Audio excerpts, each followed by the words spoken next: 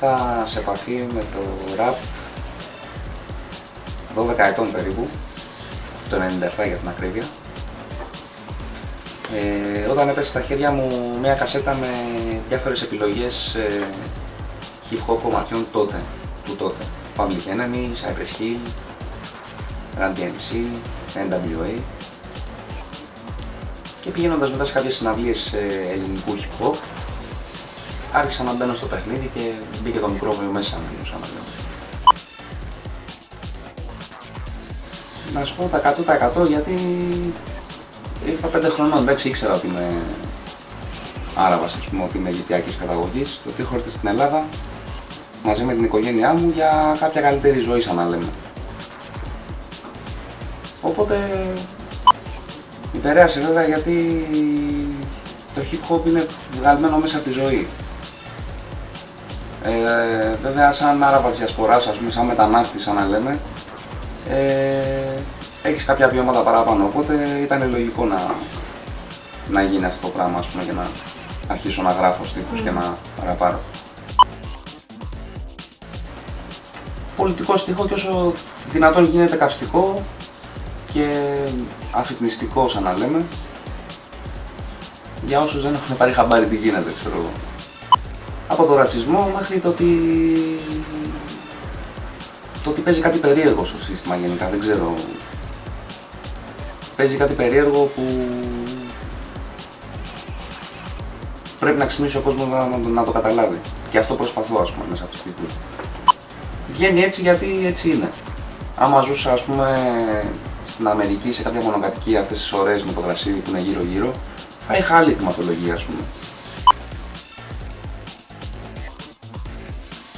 Οι διαφορές είναι λίγες. Μια βασική διαφορά είναι ότι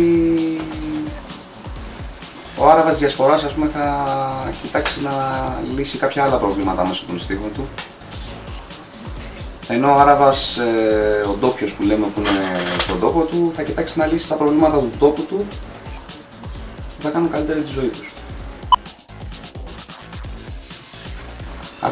Άρχισα να ακούω τώρα βασικά γιατί είχα κόψει λίγο την επαφή με το hip hop, αλλά τώρα άρχισα να ακούω πάλι φρέσκο πράγμα γιατί υπάρχουν γεγονότα φρέσκα και υπάρχουν πράγματα να πούνε MCs πλέον και γεννιούνται MCs ακόμα. Είναι λογικό το να μην βρεις εύκολα κομμάτι στη σαουδαραβική κοινωνία, ας πούμε, γιατί όπως είπαμε και πριν, το hip hop είναι ανάγκη, ας πούμε. Όταν γράφεις για εξεγέρσεις και τέτοια και επαναστάσεις και ότι κάτι δεν πάει καλά, κάτι πρέπει να γίνει, we better wake up, ξέρω εγώ, σημαίνει ότι κάτι παίζει εκεί και είναι ανάγκη, πρέπει να το γράψει ο άλλος, πρέπει να κάτσει να γράψει και αυτό. Θα σου πω, έπαιξε τον ίδιο ρόλο με τον 70χρονο, ας πούμε, που κατέβηκε από το σπίτι του για να πάει στην κεντρική πλατεία του Καΐρου, ας πούμε, και να διαμαρτυρηθεί το ότι να πέσει το σύστημα, ας πούμε, και να προχωρήσει η κατάσταση στην Αίγυπτο πιο φυσιολογικά. Ή έπαιξε τον ίδιο ρόλο με τον δημοσιογράφο, ας πούμε, που βγήκε και είπε πράγματα στην εκπομπή και τον κλείσανε 5-6 χρόνια στη φυλακή και βγήκε τώρα, ας πούμε.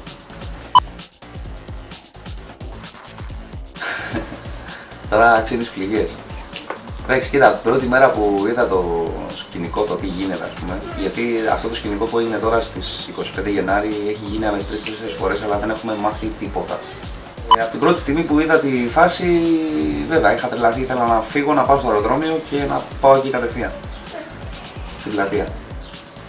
Στις 28 Γενάρη, όταν κατέβηκε ο λαός, εκεί άρχισα να κλαίω πλέον, γιατί κατάλαβα ότι δεν μπορώ να κατέβω τώρα. Οπότε, ναι. Μέχρι και τώρα θέλω να κατέβω, δηλαδή έτσι όπως είναι και τώρα τα πράγματα θέλω ακόμα να κατέβω. Το ότι δηλαδή ξεκίνησα από την Αμερική και ενώ είμαστε αντιαμερικάνοι. Κοίταξε να δεις. Εγώ πιστεύω ότι άμα δεν ήταν rap που ξεκίνησε από την Αμερική θα ήταν κάποιο ποίημα, ας πούμε, ή κάποιο μανιφέστο γραμμένο σε κάποιο κεντρικό δρόμο ή κάποια εξέγερση κάπου, ξέρω εγώ, ή κάποια πορεία έξω από κάποια πρεσβεία. Απλά το rap έτυχε να είναι ένα μέσο έκφρασης για μένα.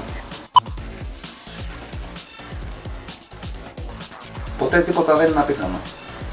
Μπορεί να βρεις και τον άνθρωπο που πεινάει και τρέχει να βγάλει μεροκάματο και πουλάει στη λαϊκή, ας πούμε, ντομάτες, να τραγουδάει δίπλα σε πισίνες με μοντέλα και να λέει για ακριβά αυτοκίνητα και ακριβά δώρα σε γυναίκες, ας πούμε.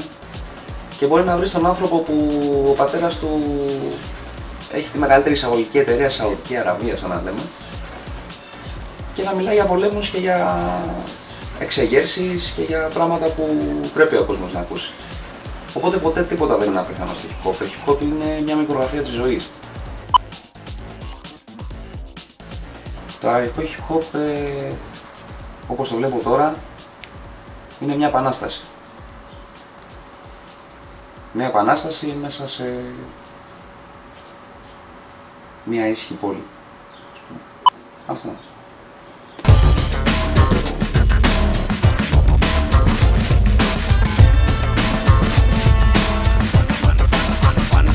Και δεν λίγο το πανδαιμόνιο σε όλη την Αθήνα. Και όχι δυο-τρεις επιτυχίες για να φύγει πείνα. Τα λόγια μου σας φίνα, για σκυλάδες πάνε φίνα. No pattern, ζωντανά και σπάμε τη ρουτίνα. Αντίθετα από κάθε ντόπια κοπιά. Φέρνω στο μυαλό τα πιο κρουβάτα κατατόπια. Βόρειο Αφρικανικός αέρας στα πνευμόνια. No pattern, σαν την πάγος με του δρόμου τα γαλόνια.